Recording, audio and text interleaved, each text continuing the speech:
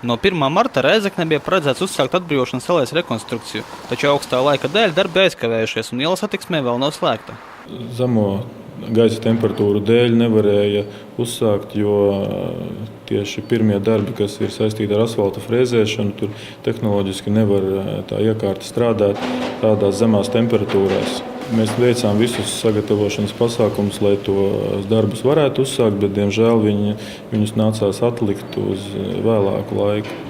Lai ielas rekonstrukcija noritētu raitāk, tika nolemts slēgt transporta kustību visā Atbrīvošanas ielas posmā no viadukta līdz pat tiltam. Satiksmes organizācijas schēma ir saskaņota tā, ka mēs varam slēgt ielu visā garumā, atstājot satiksmei 4 krustojumus, kurus varēs izmantot, lai varētu šķērsot ielu. Taču reāli mēs slēgsim ielu pa posmiem tikai tajās vietās, kur tas būs nepieciešams būvniecības darbu veikšanai. Sabiedriskais transports kursēs pa Dārzu ielu, taču pagaidu pieturu ierīkošana aizkavē no ielas neizvestais sniegs, kas ievērojami apgrūtina arī satiksmi. Sniega ir ļoti daudz šogad, un tieši Dārzu ielā sniega izvešana notika tikai no krustojumiem, ko nodrošināja pilsētas saimniecības pārvalde. Ja laika apstākļi pieturēsies pavasarīgi, ielas remontdarbi varētu sākties jau drīzumā.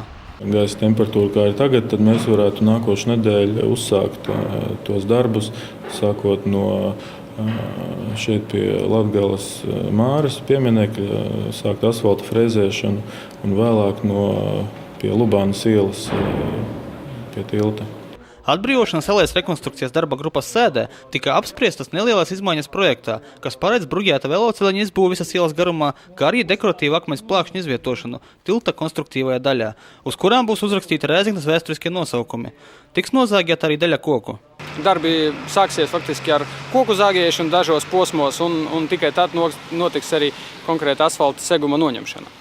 Būvnieki sola, ka šīs aizkavēšanās dēļ darbu nodošanas termiņš netiks kavēts, un posmā no viadukta tilta līdz festivāla parkam pa jauno asfaltu varēs braukt jau šā gada rudenī.